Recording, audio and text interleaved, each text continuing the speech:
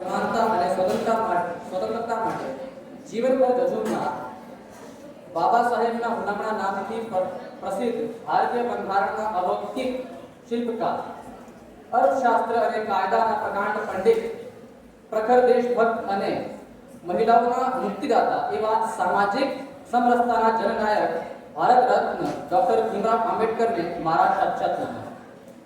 માનનીય પ્રાચાર્ય મહોદય, ઉપપ્રાચાર્ય મહોદય, શિક્ષકગણ તેમજ મારા પ્રિય ભાઈઓ તથા બહેનો, આપ સૌને ડોક્ટર ભીમરાવ આંબેડકરની જન્મ જયંતિના ખૂબ ખૂબ અભિનંદન. આજનો દિવસ છે સંકલ્પનો, મનન કરવાનો, યાદ કરવાનો અને સન્માન કરવાનો એ મહાપુરુષનો જેમણે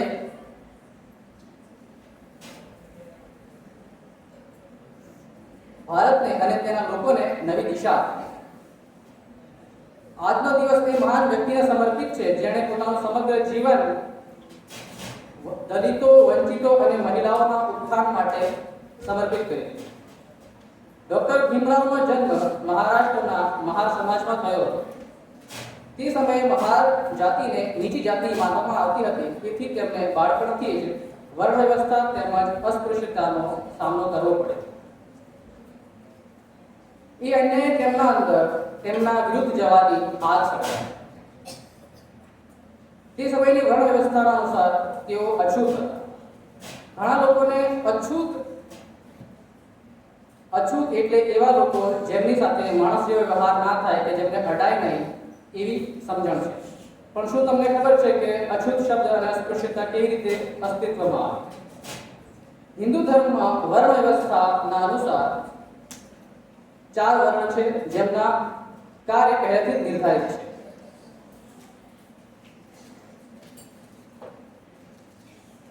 બ્રાહ્મણો શિક્ષાનો પ્રચાર પ્રસાર કરે અને ક્રિયાકાંડ કરે. ક્ષત્રિયો વર્ણ વ્યવસ્થાને રક્ષણ આપે અને શાસન કરે. વૈશ્ય વ્યાપાર સાચવે અને શૂદ્રો આ ત્રણેયને મફતમાં સેવા કરે. એવા નિર્દેશ હતા. જે શૂદ્રો આ વ્યવસ્થાની વિરુદ્ધ ગયા તેમને અછૂત નામ અપાયું અને સમાજની બહાર ખદેડવામાં આવ્યા. ત્યારબાદ તેમનું દમન થયું. ડોક્ટર બાબા સાહેબને સમજતા વાર ન લાગી કે શિક્ષણ જ એકમાત્ર એવું સાધન છે જે તેમના સમાજનો ઉદ્ધાર કરી શકે છે. તેમને બાળપણથી જ ભણવાની તલબ હતી. તેઓ તેમના સમાજના પ્રથમ વ્યક્તિ હતા જેમણે મેટ્રિક પાસ કર્યું. 1913માં મહારાજા સયાજીરાવ ગાયકવાડની સ્કોલરશિપ લઈ માસ્ટર ડિગ્રી માટે અમેરિકા ગયા અને કોલંબિયા યુનિવર્સિટીમાંથી અભ્યાસ કર્યો. તેમણે લંડન સ્કૂલ ઓફ ઇકોનોમિક્સથી કાયદાનો અભ્યાસ કર્યો અને પોતાના સમાજને સુધારવા લાગ્યા. પોતાના શિક્ષણ અને જ્ઞાનનો ઉપયોગ તેમણે અછૂત પ્રથા અને અસ્પૃશ્યતા સમાપ્ત કરવા અને લોકોદ્ધાર માટે કર્યો. સાંભળ્યા નહીં અન્યાયને વાજબી લડી ગયા. અસ્પૃશ્યતાના કાટમાળમાંથી ખજાનો કાઢી લાવ્યા. બધા માટે બરાબરીની વાત કરી. એકતા અને ન્યાયની રાહ. ગાંધીજીના નમક આંદોલનના 3 વર્ષ પહેલા તેમણે તેમના સમાજ માટે જાહેર તળાવનો ઉપયોગ કરવા માટે આંદોલન કર્યું. તેમના સમાજને એમ કરવાની મનાઈ હતી. તેથી સ્થાનિક નેતાઓ દ્વારા લોકોને તેમના વિરુદ્ધ ભડકાવીને તેમના પર હુમલો કરવામાં આવ્યો, જેમાં તેમની ઈજા પણ થઈ. મનુસ્મૃતિનું અધ્યયન કર્યા બાદ તેઓ સમજી ગયા હતા કે તેમના સમાજની ખરાબ દશા પાછળ તેનો જ હાથ છે. મનુસ્મૃતિ એક પુસ્તક હતું જેમાં વર્ણ વ્યવસ્થા અને અછૂત પ્રથાના કાયદાઓ લખેલા હતા. તેમણે પોતાના સવર્ણ બ્રાહ્મણ મિત્રો સાથે મળીને જાહેરમાં એ પુસ્તકનો નાશ કર્યો. તેઓ સમજી ગયા કે હિન્દુ ધર્મની કુરીતો જ તેમના સમાજનું દમન કરી રહી છે. તેથી તેઓ ધર્મ પરિવર્તન કરવાનો નિર્ણય પણ લે છે. પોતાના અંતિમ સમયમાં તેમણે બૌદ્ધ ધર્મ અપનાવી લીધો. તેમણે મહિલાઓના સશક્તિકરણ માટે મહિલા અધિકાર અને હિન્દુ કોડ બિલ વગેરેનો પ્રસ્તાવ પણ આપ્યો હતો. તેમણે અંગ્રેજોની મદદથી પોતાના સમાજને ડબલ વોટિંગનો અધિકાર અપાવવા માટે પણ પ્રયત્નો કર્યા, પરંતુ ગાંધીજીના વિરોધ અને તેમના સમર્થકો દ્વારા ધમકી આપવાના કારણે તેમને પાછળ હટી જવું પડ્યું. भारत देश की शान है वो हर दिल में विराजमान है वो.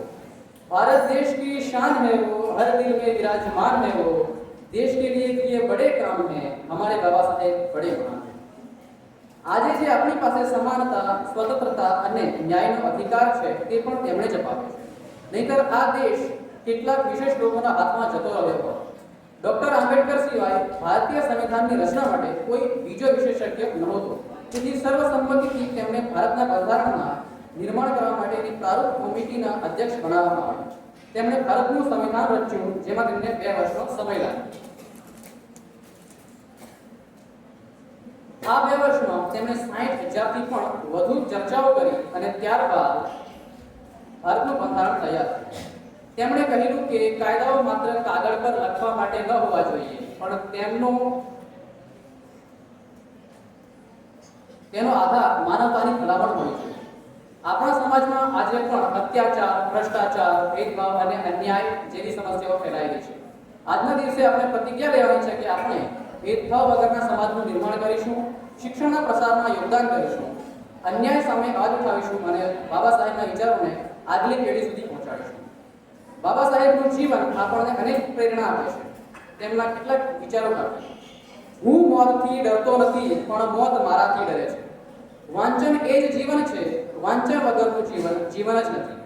ધર્મ મનુષ્ય માટે છે, મનુષ્ય ધર્મ માટે નથી. શિક્ષક રાષ્ટ્રનો સારથી છે, કારણ કે તેમના હાથમાં શિક્ષણની લગામ છે. જીવન દુઃખ નથી, પણ જીવનમાં દુઃખ છે અને તેનું નિરાકરણ થઈ શકે છે.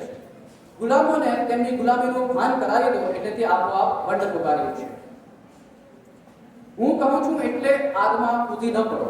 મારી વાત તમે સાવધાનીપૂર્વક વિચારીને મારા આદેશોનું પાલન કરો. મારી પાછળ સમજી વિચારીને આવો. મને આંગળી ભક્તિ પસંદ નથી.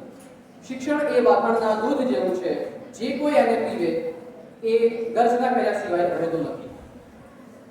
કેટલાક લોકો કહે છે કે દેશ પહેલો અને ધર્મ પછી. કેટલાક લોકો કહે છે કે ધર્મ પહેલો અને દેશ પછી. પણ હું કહું છું કે દેશ પહેલો અને પછી પણ દેશ જ. જય ભીમ એ માત્ર નારો નથી, એ તો વિચાર છે, એક જવાળો છે જે અવ્યવસ્થાને પડકાર છે. ચાલો આજે આંબેડકરના માર્ગે ફરી વલણ લઈએ, સમાનતા અને માનવતાનો દીવો હૃદયમાં સળગાવી લઈએ. જય ભીમ, જય ભારત.